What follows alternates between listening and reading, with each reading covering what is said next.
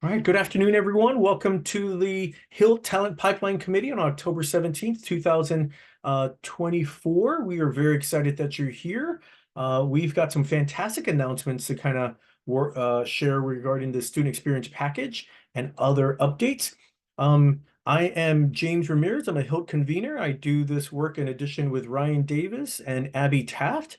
So we are excited to be here together. I do want to welcome all of our HILT captains that are here. We really appreciate your leadership and support, and none of this work could be possible without your direction. In addition to all the other partners that are here, in addition, we're always excited to kind of do this. And kind of looking at the agenda, obviously, we're going to go over the overview and the charter for the Talent Pipeline Committee. We're going to be looking at the student experience package updates, and Karina's going to be doing that portion, in addition to providing some announcements for the Sound Careers in Healthcare event. It is only October, but March is going to be here like this. Man, it goes by fast. So as much as the winter is coming, as much as spring is almost here, is kind of the way that I think about it. So we'll have some 2024 highlights in addition to the 2025 announcements. And then obviously we welcome all of your feedback and announcements as well. If you're just joining us today, we really want to welcome you here, and please include your introduction in the group chat, include your name, organization, and your role. In addition, include your email and people can contact you. So to kind of begin here, we have our purpose and role. The purpose of this committee is to provide a working space to actualize HILT goals related to the collaborative talent development, workforce diversity, and equity. Equity is one of the tenets that we use at the very forefront of a lot of our work, and it guides the way that we interact with our communities as well. We serve as a working committee. This is a working committee. And what does that mean? That means sometimes we give announcements, sometimes we want feedback, and sometimes there's projects to get involved in. So that is part of this committee. And we definitely appreciate everyone being here today. We know that time is precious and things are coming back online. So thank you to everyone for coming here and being part of this group here. We'll look at kind of the committee charter here. You have guiding principles and application of principles. And so obviously, we focus on middle and high school students. And in doing that, we want to ensure that we're meeting the needs of students, those unique and different. I know when we talk about sound careers in healthcare, the way that we plan for juniors and seniors, way different than the way we plan for any kind of middle school engagement. Another guiding principle is prioritizing underserved student populations and keeping that in mind. We're moving forward and looking at all those different communities, BIPOC, which are Black, Indigenous, people of color, low income, first generation, and English language learners. And then staying data driven. If it's in the data, we want to look at it and obviously make data driven decisions so that we can stay in tune with all the different changes that are happening as well. So without further ado, I will pass it on to my good colleague, Karina, for her introduction and movement forward. Karina? Well, I'll jump in real quick before Karina does her presentation, because I just wanted to have an opportunity to just formally introduce Karina to this group if you haven't met her already. And I know she just did some introductions earlier, but I'm just really excited that she's part of this HILT package with us. Karina brings a wealth of experience in project management, which we will all benefit from. But she just started in September, I think the 3rd of September. So she's been here for a month and a half, and she's already just dove into the work and has already reviewed the HILT package information and has already done some great work that you'll see in her presentation. But she has, as I said, an extensive background in project management, which includes her Master's of Science degree in project management, and she has her PMP certification. So we can all learn from Karina. Again, I'm just real excited to welcome her and to have her lead the HILT package for us here with the Talent Pipeline Committee. So I will now turn it over to Karina. Thank you, Christina. And as much as I love sharing project management knowledge and expertise, it's wonderful to learn all of the K-12 knowledge from my WOBS colleagues and a lot of healthcare knowledge from all of you, which is still happening and will continue to happen over the next couple of months. So today we've got just a bit of a recap on what are the current initiatives in the student experience package. So the first one is the video library. So this is a set of on-demand videos that some of them, I think one of my predecessors created, some of them have come from other healthcare organizations in the area. But that is, again, an on-demand resource that's available to K-12 educators and others online. We also have the Speakers Bureau, which is a platform maintained by HILT and WABS, where we look for people like you, educators, healthcare educators like yourself, experts, to actually go into classrooms, either virtual or in person, and talk to students about a day in the life of a healthcare professional, different roles that exist, different pathways into those roles, career outlook, everything like that. And then, of course, we have the annual career event. So 2025 planning is underway, and I have synthesized as much information from the 2024 event as I can glean from the archives of WABS, and I'm very excited to be involved with this event this year. So we'll get into more of that in a little bit. I wanted to give a quick recap on the video library. So where things stand right now, we've got about 109 different videos over 15 different healthcare fields, and you can see that table on the right side of your screen and how many videos we have roughly by healthcare field. Video length ranges quite a bit. So I would say the average is about 36 minutes, which is quite long, depending on, you know, what type of classroom or setting an educator might be trying to share this content with students. So, and some of them go up to over an hour long. So I'll get into a little bit more of that in a bit. We have almost 50 subscribers to the HILT Video Library channel, and that's great. We try to keep an eye on those numbers. When someone is subscribed on YouTube, I don't know how many of you are very familiar, but anytime a new video is posted, you get a notification, an email. It just means that we have 50 people who are very interested in the type of content that HILT is putting out. And we've amassed over 5,000 views across all of our videos, and about 1,300 of those views have come just over this year so far in 2024, which is great.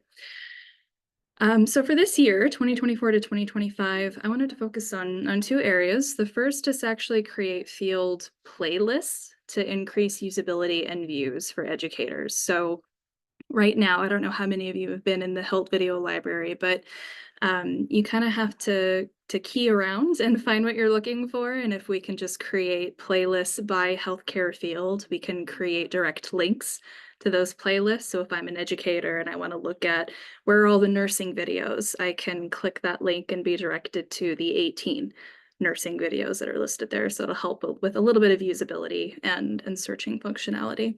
I'm about halfway done with the playlist creation, and once all of the playlists are created, I'll be adding additional links and resources to the WABS page for the student experience package, and I'll ask James if we can maybe add some updates to the HILT student experience package as well, and that'll be good for our educators and anyone else who may be wanting to access the HILT video library. The second area of focus for this year is collecting feedback from our K-12 partners. So I will say that they have lots of on-demand resources at their disposal. So just kind of understanding when they choose to use the HILT video library and in what context, and what they would like to see more of or less of. So that's the type of feedback that we're in the process of collecting from all of our school district partners right now. Yeah, Karina, I just wanted to bring Sure. that. I think that was a really important part that Karina brought up. One of the things that, I just want to kind of highlight is that as schools are obviously post-COVID, obviously, resources are now being re-engaged with students. That's a really important part, is now schools have access to videos on demand for industry, where I will say that a lot of this work kind of picked up a lot of stride in the COVID time, because obviously there was a lack of resources. This wasn't really being offered, and so now we do see a shift in education. And I don't know if anyone else has any kids in education or in the K-12 system that they've noticed that accessibility being increased as well, but that has kind of changed a little bit of this video library. And, so I think if you had any suggestions on maybe some alterations, or how can we make this just as valuable for educational partners, even community partners, what would that be? This is focused on the K-12. In my head, I kind of think of people who are not in the K-12 system, right? That are just maybe young adults that are still looking for that accessibility for that video. So just really kind of opening that up a little bit for comments, or anyone have any suggestions. Because I mean, as we see that pivot from K-12, if their need is not there, then what is something that we can do to either meet their need, if we can understand that, or what can we do to alter the offering that we have to make it more accessible for students? Does anyone have any initial thoughts or ideas? I have a question. Or a thought. I think if a student or somebody was watching the mental health video, I would suggest maybe some resources are added to that. Okay. Places that they can go to get care, or even some additional training, like there's some training like mental health first aid, right? So that they can get some additional training. That's available for teens too, to get some additional training. So both of those things. Yeah, thank you. Yeah, so where to go get care, and then mental health first aid. Yeah, and I think the other part too is just how do we market it in the context of that value proposition for students. Who's going to be accessing the videos? Is it teachers? Is it students? Is it kind of what's that population? So definitely something that we're keeping a little bit more attention on, and I do want to appreciate Wobb's intentional support and understanding that, because that is obviously changing the landscape. And then the other idea, we have these great videos and so forth, but what are some other ideas in either utilizing the altering the support that we offer in this area? So yeah. Any other ideas or suggestions, or if you have a kid in K-12, if you've seen what we're talking about kind of relevant, maybe you've seen that in their schooling. So she doesn't feel, overly targeted, but as long as it's like, just bring. Is somebody talking? Yeah, something, and I think it's in the background because it's okay. catching. It's catching it in the text. I noticed that as well. Well, something to definitely think about. So please, consider what you're maybe seeing out there in the field. If you haven't had a chance to look at those videos yet, go take a look at that YouTube video library as well, and kind of come up. I think we need to kind of come up with some ideas or suggestions. In addition, I know that Wobbs is also surveying the students and teachers to see what is that value and value proposition that we could offer. So yeah, thanks for that. Yeah, thank you, Karina. Back to you. Thanks, James. Yeah, no, I think we are still collecting feedback from our K-12 partners and our students, but I will say something that I think might be a good area to expand into. So I'll throw this out and everyone let it percolate on your mind.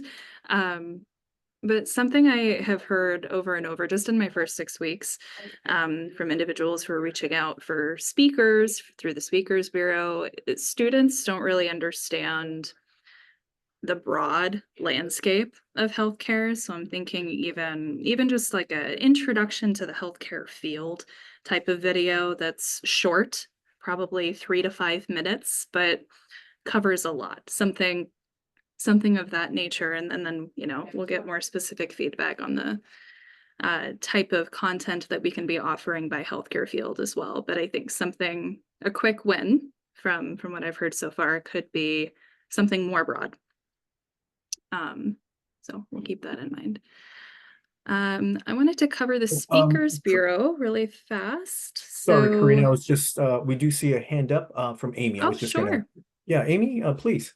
Karina, I just want to echo that. So I think when we're talking about healthcare, folks, youth often think of like nurses and physicians. Those are the two things I can do. And I do think that just something very simple that has things like folks who are in building and engineering, folks who are librarians. I know these aren't necessarily, on our list of videos, but also letting folks know, like in healthcare, there is a place for you in healthcare. And so I think that broader overview of careers in healthcare would be great to put into the introduction, and just simply having people doing their daily work, so that that folks can see that pretty much everything, except for a marine biologist. Somebody did say that to me yesterday. I want to be a marine biologist. I'm like, I don't know how sure I'm gonna line you to what we got here. Research. I think that would be great. A great kind of introduction to careers in healthcare, because almost everybody thinks doctors and nurses. Yeah, thanks, You Amy. hit- I could definitely see that. Oh, go ahead, Karina. No, I was just going to say you hit the nail on the head. I mean, that last sentence you said, Amy, is exactly what I've been hearing. I think verbatim, I received that in a request from the Speakers Bureau is, students think healthcare and they think exactly doctor, nurse, and this particular educator was really looking to expand students' awareness of the different roles and functions that exist in the healthcare field. So I'm glad I saw a lot of plus ones as Amy was talking as well. So I'm glad that this resonates. Yeah, the other part that I think students are not fully aware of what people do is in health and behavioral health. So we've been talking about behavioral health. If we go ask students, what does a behavioral health professional do? I don't know if they really have that expansive knowledge to understand kind of the different, the clinician, the counselor, the rehab therapist, the group therapist, and all those different areas. And as we know, behavioral health is getting lots and lots more need and financial support. Just with that King County levy that's going to be opening in those 5 treatment centers in King County, that they're going to have to get, I think I want to say the person knows 180 new employees to kind of staff that. So I know that when we were talking on Monday at a meeting, the whole idea is that, we ask our young people, what is a behavioral health professional? And I don't know, I want to say generally a lot of young individuals don't really know how to answer that specifically. So that might be another area to maybe help support behavioral health in those videos as well. Just another suggestion. Definitely. Thanks, James. And I'll point out something that Christina put in the chat too. It's Oh, not like we have great. to create a lot of this from scratch either. If you know of content that exists, there's a lot that can be done to repost and kind of expand reach. So if you are familiar with any kind of great, this is what you can do in healthcare, and it's not just go to medical school, let me know. Okay, good stuff. We're going to continue on with the Speakers Bureau overview.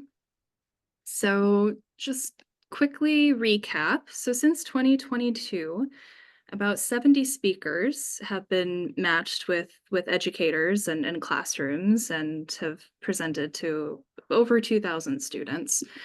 However, we did see a decrease in speaker requests in 2023 and 2024. So moving into 2024 and 2025, certainly we wanted to review this offering and make sure that we're getting feedback from our partner schools. It's very similar to the comment I made earlier about the video library. Career and college readiness is definitely at the forefront of everyone's minds, and certainly our K-12 partners and the state. A lot of school districts have access to similar resources. So we want to understand, do educators know that the Speakers Bureau exists? How are they using it? How does it exist, complement, or compete with other resources that school districts might be asking educators to use?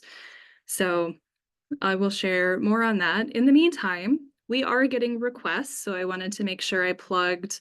I'm looking for more speakers, actually. So I'm looking for people like you or people people you would like to volunteer to potentially be a speaker. And I wanted to talk about one specific request that has come in from Rainier Beach High School. They just started a new HOSA club, which is very exciting. So I've got mostly nurses in the Speakers Bureau right now who are sort of active and responding to requests. But this particular club advisor is very interested in, like we were just talking about with the video library, expanding these students' knowledge of all of the pathways that are available in healthcare. So I would really like to beef up the number of speakers we have in our platform in the medical assistant area, the registered nurse area, the technician area, like diagnostic imaging, all of that, and of course, behavioral and mental health. So if you are in any of those fields and you or someone you know would be interested in speaking to some K-12 students, there is a link to the speaker form. It's been updated, so it's not as robust. It's a little more concise. There aren't as many fields to fill in, but please connect them to us so we can get them connected to the Rainier Beach High School HOSA Club.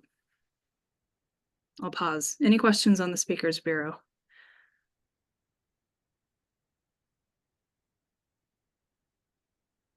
Oh, that's right. Okay. Do you mind reiterating really quickly? This is Keith from Seattle Jobs Initiative. Sure. The areas and the professions that you would like to have more speakers. Would you mention those again for me really quickly? Absolutely. Yeah. Medical assistants, registered nurses, any technician, but specifically diagnostic imaging is a big one, but anyone in that space, and behavioral and mental health.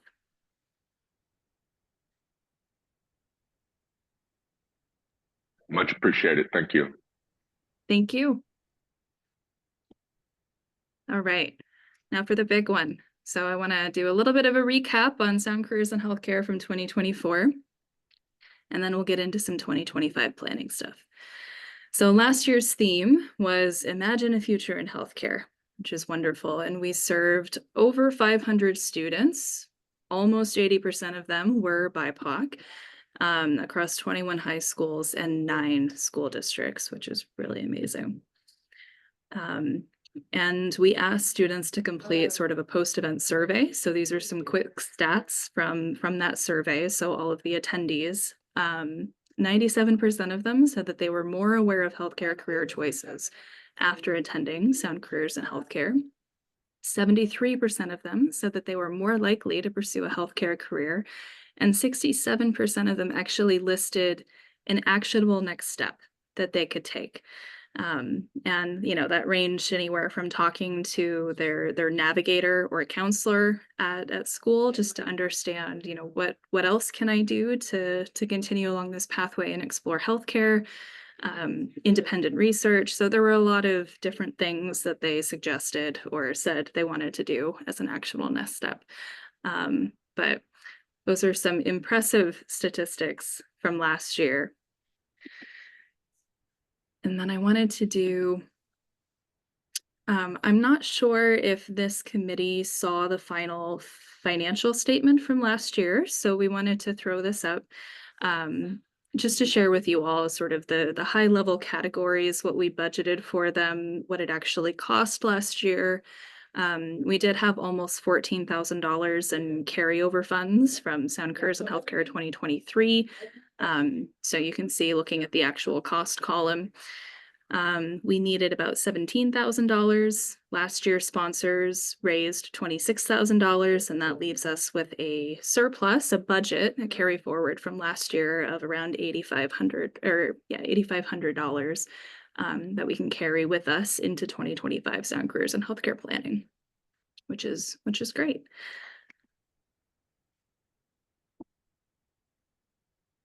Okay.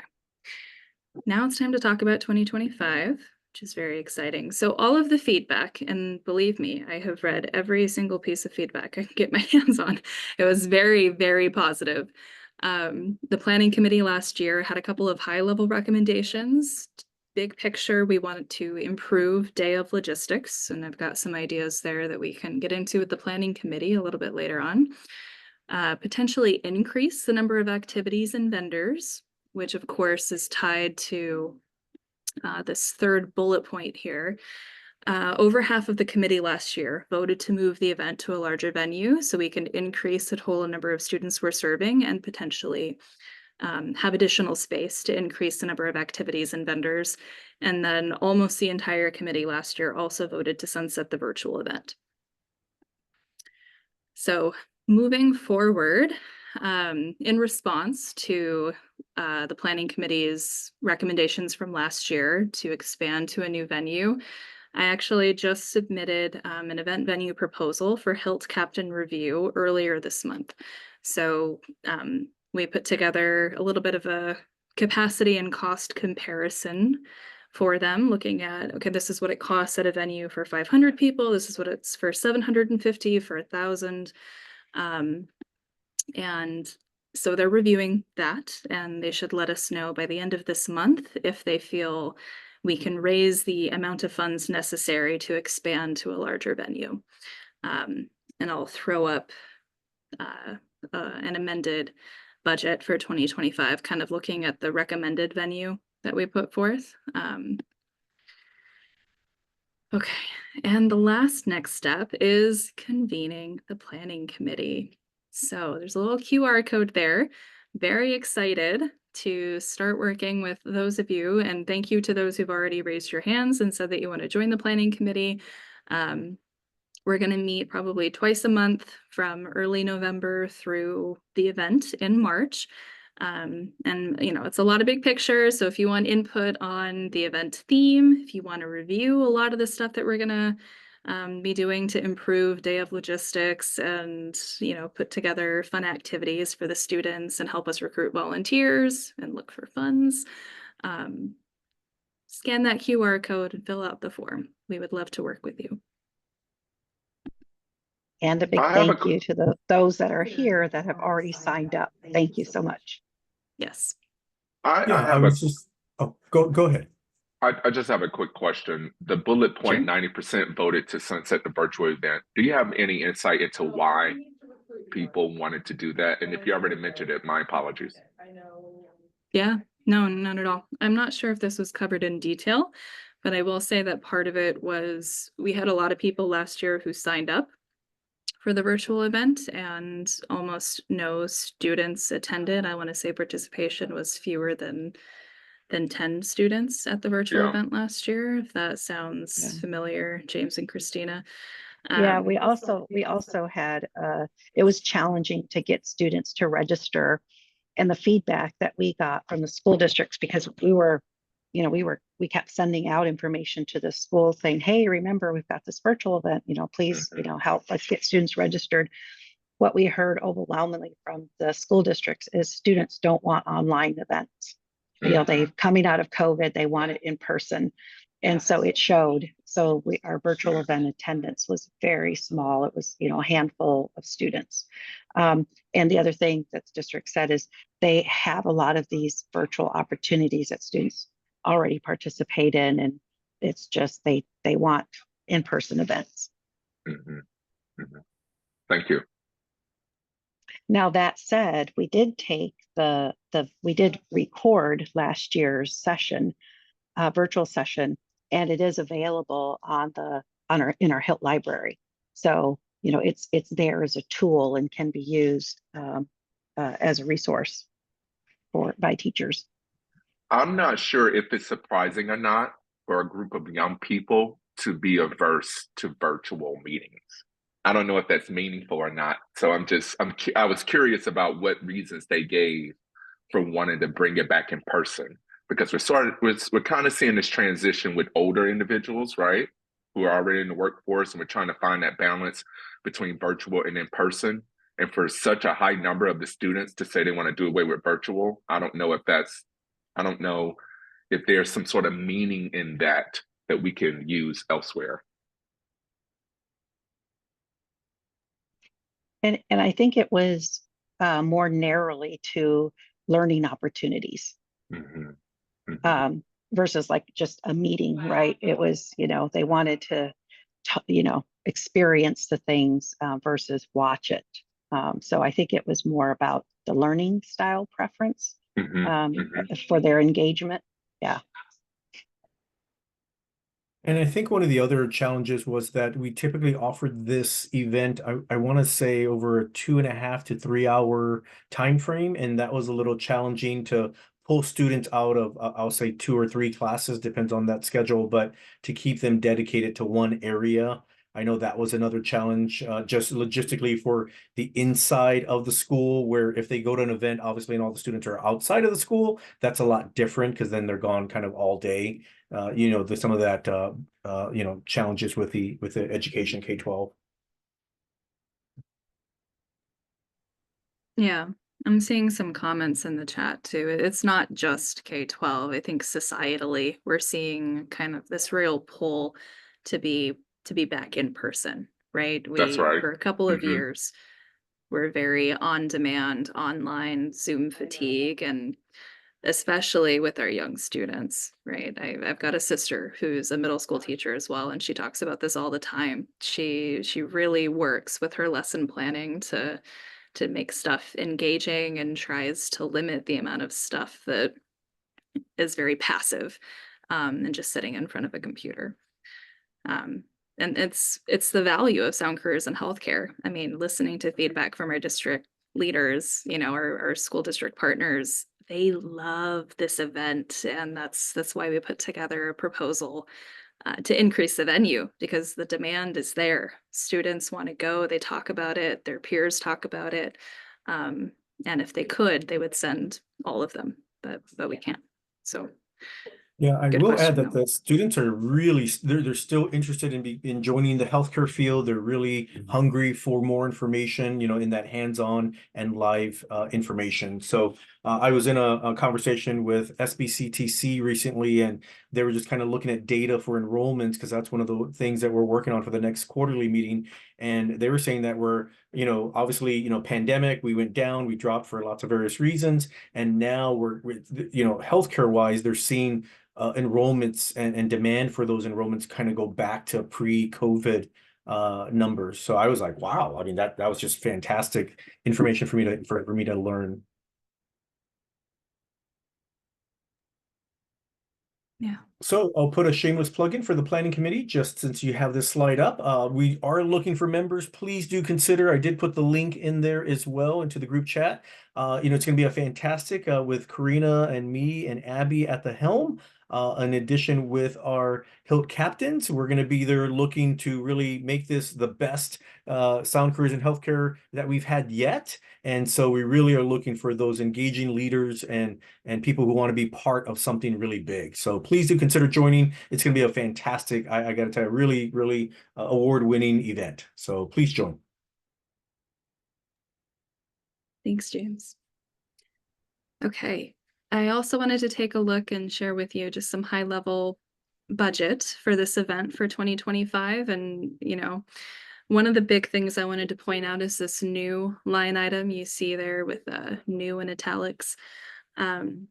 Because this event, this in-person event is in such high demand by our students and our K-12 partners, we've added a new line item for transportation financial assistance. So think of this as a scholarship fund for the school districts. This is the $19,500 is enough for one bus and one sub per school district across our 3 counties. And we work with 13 of those. So that's 13 scholarships for one bus and one sub to send students to sound careers and health cares. And again, this is feedback that we heard from our district leaders. The cost of gas and transportation is just increasing. And what we're finding is that some school districts are not able to send students because they can't afford to pay for the bus and the sub. So that's a new line item that we wanted to include in the event budget this year. And I'll The just other also thing that's, mention go that ahead. we know that school districts are challenged financially. I mean, we all see the news, what's happening across, our state and the school districts that we serve as well. It's becoming increasingly challenging. So that's a line item we put in there. Again, we don't want that to be the barrier for, schools not being able to participate. Thanks, Christina. Yeah. So the other thing that you'll see, I know there's a lot of color on this slide. So we have the event categories at the top to the right of the slide title.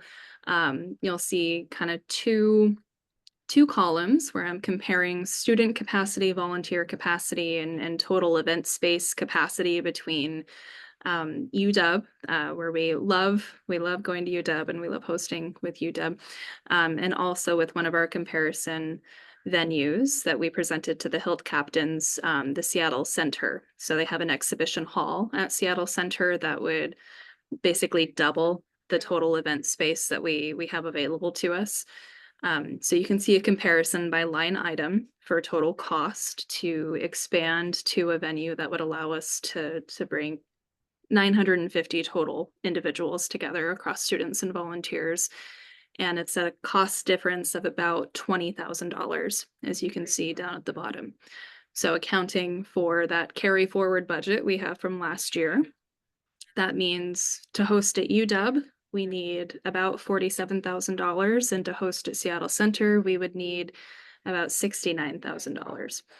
So again, this decision is sitting with the HILT captains. We should know by the end of the month which way we're going, if we're staying with UW or if we're expanding to Seattle Center. Yeah, and I just wanted to note that, obviously the difference in prices, we're looking at serving another 250 students. So it would be, there's about that, increase of 50%.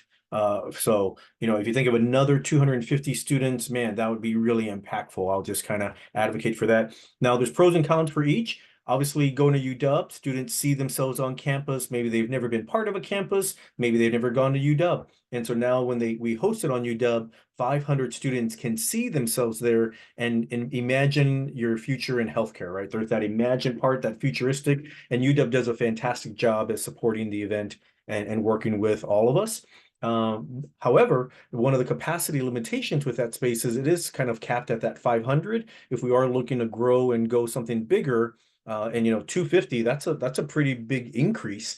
Once again, there's that additional funding that's needed. And the other part I'll just kind of note, I mean, when I look at when you were first putting this up, Corinne, I was looking at the comparison, and man, you look at lunch for students and volunteers, just $3,000 for 250 students. I was like, how did that happen? So that's kind of, so it looks like the meals are really in line with that cost structure, because many times when we go to a private event, a private space, the meals are like $30 a sandwich is kind of typically, and that's usually one of our barriers. But in this, line item, it looks like, $3,000 is not overly, taxing. And then of course, the other big differences are going to be the parking, obviously, because parking downtown is a lot different than parking at UW. And then of course, just the supplies that are needed, and of course the venue costs. So there's give and takes in both, but obviously if we're looking to go bigger, then that we would kind of in a sense outgrow the UW space. One of the things we talked with UW is, could we do it in their football stadium? Because we could do it there, but obviously that's not always as feasible as we would imagine. So just want to kind of highlight that. Anything else kind of point out to people on the budget here? I see Marita, I see your hand up. Yeah. I just had a question, James, for the additional 250 something students. Do we have data to show that we would get those additional students? I'll let Wobbs answer that. Yes, every year we are the ones who set the capacity, because we try to make sure there's an equitable representation across the districts that we serve. And every year, without fail, they always come back and say, well, can I have more? Can I have more? It's it's not a matter of, are the students there? The demand is there. I'm a little more concerned about, can we get the volunteers to help serve an increase in that number of students? But certainly the student demand is there. Yeah.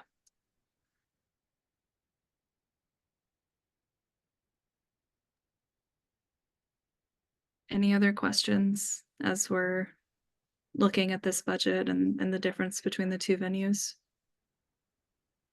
Yeah, and then, I think the Wobbs brought up a really important part about schools. I know we look at schools and all the difficulties they're having financially, for lots of different reasons. And so we know that, still keeping the foot on the pedal with moving it forward, keeping that high engagement. I mean, it's just really important, especially during these times when we're looking at offering these. And I would say, I mean, anytime I've gone to the event with students in healthcare, students are still very eager to learn and they're hungry. And usually those group of students that want to go in healthcare are really just eager and bright. I mean, just really impressed with them all the time. So yeah, I mean, $20,000 would be kind of that price tag to invite 250 more students. So definitely something good to consider. Anything else from anyone else? I mean, any big blaring areas?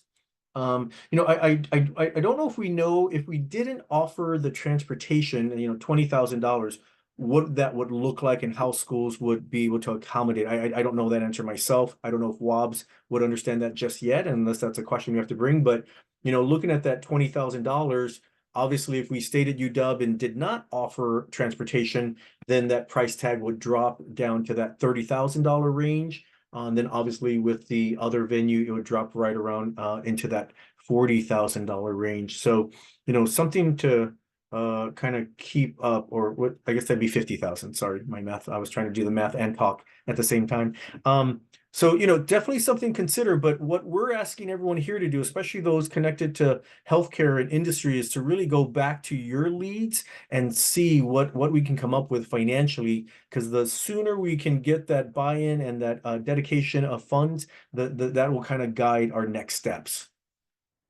And I will add that, in doing this sloth of kind of looking at different populations and students, we did also look at the idea of doing smaller venues. So let's say 250 in Snohomish and 250 students in Pierce, and then 250 in Keene, and just, 3 different smaller events. That comes with its own kind of, benefits and challenges. Obviously, it would be doing this 3 times, which, doing this 3 times, that's a lot different dedication than doing it 1 time. Even thinking about twice would be another portion of that. And then, so there's lots of consideration that we've been looking at it from a lot of different angles. And I just want to compliment Wobbs and Karina and Christina for really coming up with some sound offers. I know that when we were looking at offers for larger venues, we were all looking at the convention center, and there they sell those $30 sandwiches, so that took it out of the about even a possibility. So just really good work. I really appreciate it. Thank you so much to Karina and to Christina for gathering this data. Thanks, James. Appreciate it. All right. I think that is all I had to present today, so I'll throw it out. We covered quite a bit, from the video library to the Speakers Bureau to recapping last year's Sound Careers in Healthcare and looking at what is to be done to plan for this year's career event. Anything else that you want to revisit? Questions? Clarify anything? Yeah, what stuck out to everyone? Was it the Speakers Bureau? Is it the Sound Careers in Healthcare event? Is it the video library? Where people's attention and thoughts are? It's Tracy. Mine are on the Sound Career. We've participated every year. It's a great event. I'm going to go to my development team and see if we can give some kind of financial support. Going to give my best pitch because I think it's money well spent. It's important. It is important. You're exactly right. And then if we think about those students, it's just keeping the momentum going forward. I mean, as we look at what COVID, the impacts that had on personnel, training, all those things, I feel like post-COVID, we still have to maintain that investment and that intentional support. So thank you, Tracy. Thank you for advocating for that. I will say that we've had some. Oh, yep. I was going to say, Karina, will you go back to that outcome slide for 24? Tracy, that would be some great information to provide, just to talk about the value of this program. So that, I think James will share out the slide deck to everybody, that one right there. would be some great information to share, just the impact that this event has.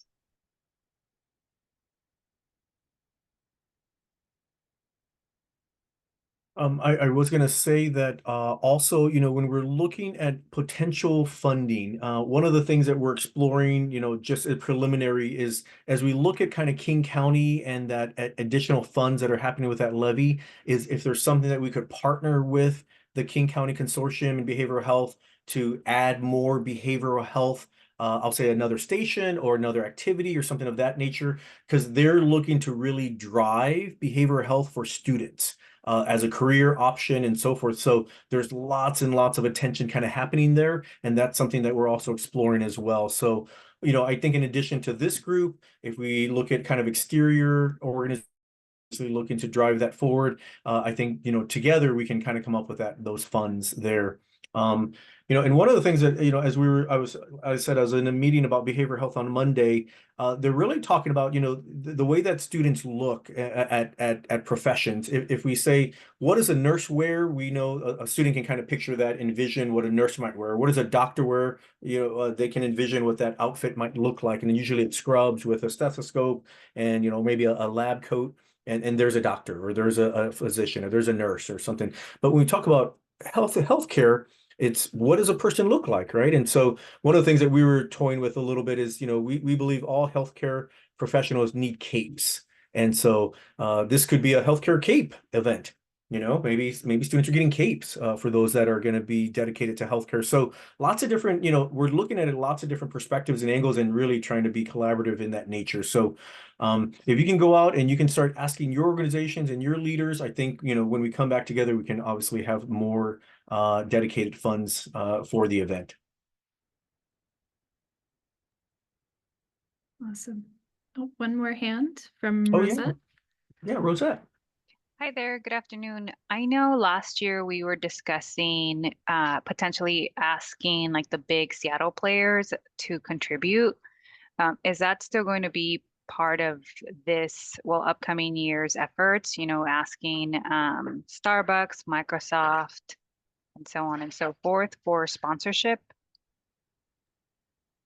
Well, I know we had Yes. talked about, having a committee, but I think that would be for future year, right? In order to put on the event this spring, we need to know what funds we have now. But I think that that's something that we can, maybe create a subcommittee and have the subcommittee identify and do those fundraising efforts for the future, or if they want to contribute to this year. But in order for us to plan for an event this spring, like we need to know now what the budget is, because we've got to reserve facilities way in advance, all of that, right? So so I think it's what do we do this year and then future as well. Okay, thank you, Christina.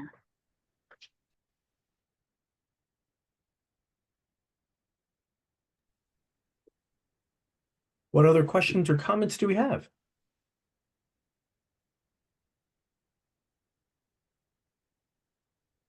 Okay, well, I think we had a great discussion. Thank you, everyone. Really appreciate our support. I know that Karina's got one more slide just to show if you want to ask Karina any questions or get in touch with Christina as well. Karina and Christina are connected and they work routinely together, so please don't feel hesitant to reach out. And then, of course, we are looking for a few more members for that Sound Careers and Healthcare Committee.